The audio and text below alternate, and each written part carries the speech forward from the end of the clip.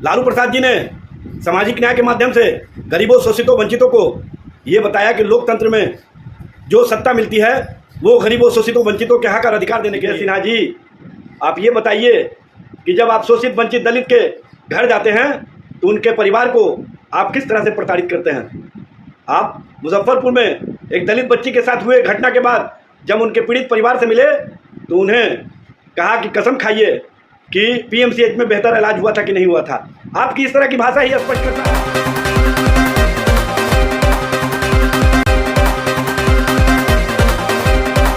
देखिए, लालू प्रसाद जी ने हमेशा लोकतंत्र और लोकतांत्रिक प्रक्रिया में जनता और जनता के हितों की, जनता की भलाई के लिए, शोषितों, वंचितों को आगे बढ़ाने के लिए, उनको हक और अधिकार देने के लिए जो कार्य किए हैं वो सबको पता है।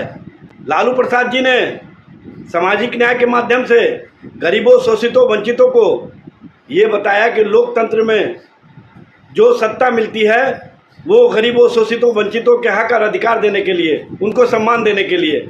और लालू प्रसाद जी ने सत्ता में रहते हुए अक्षरशः उसको पूरा करने का काम किया। जबकि भारतीय जनता पार्टी लोकतंत्र, लोकतांत्रिक प्रक्रिया को किस तरह से कुचल रही है ये सभी लोगों ने देखा है। विजय सिन्हा जी, आप ये बताइए कि जब आप शोषित, वंचित, दलित के घर जाते हैं तो उनके परिवार को आप किस तरह से प्रताड़ित करते हैं। आप मुजफ्फरपुर में एक दलित बच्ची के साथ हुए घटना के बाद जब उनके पीड़ित परिवार से मिले तो उन्हें कहा कि कसम खाइए कि पीएमसीएच में बेहतर इलाज हुआ था कि नहीं हुआ था। आपकी इस तरह की भाषा ही स्पष्ट करता है कि आप कहीं ना कहीं लोकतंत्र, लोकतांत्रिक प्रक्रिया को अपने हितों के लिए, अपने आप को बनाए रखने के लिए इस्तेमाल करना चाहते हैं। सबको पता है कि मुजफ्फरपुर की पीड़िता के परिवार के साथ आपने किस तरह का व्यवहार किया था। विजय सिन्हा जी, आप ये भी स्पष्ट कर दीजिए कि शहीदों को जब तेजस्वी प्रसाद यादव जी पटना हवाई अड्डे पर जाकर के श्रद्धांजलि अर्पित कर रहे थे तो आपने ही कहा था ना कि ढोल पीट करके हमें खबर कर देते, हम भी वहाँ चले जाते। विजय सिन्हा जी, आप बिहार के डिप्टी सीएम हैं, लेकिन आपकी जिस तरह की भाषा आम आवाम के लिए, पीड़ित परिवार के लिए सामने आती है उससे ही स्पष्ट हो जाता है कि आपको लोकतंत्र, लोकतांत्रिक प्रक्रिया पर यकीन नहीं है।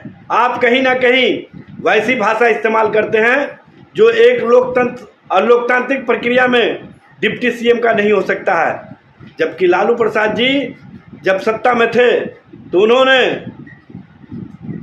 अपने सत्ता का सदुपयोग करते हुए बिहार के शोषितों, वंचितों, पीड़ितों, दलितों, आदिवासियों के घरों तक लोकतंत्र, लोकतांत्रिक प्रक्रिया की मजबूती के लिए, उनको हक और अधिकार देने के लिए, उनको आगे बढ़ाने के लिए, उनके साथ न्याय हो, इसके लिए उनके घरों तक जाकर के गरीब, शोषित, वंचित के बच्चों को नहलाने का काम करते थे, उनको सर झाड़ने का काम करते थे, उन्हें साफ सुथरा रहने की प्रेरणा देते थे और बाबा साहब की तरह कहते थे कि पढ़ो और आगे बढ़ो। लालू प्रसाद जी ने उस समय नारा दिया था, पढ़ो या मरो।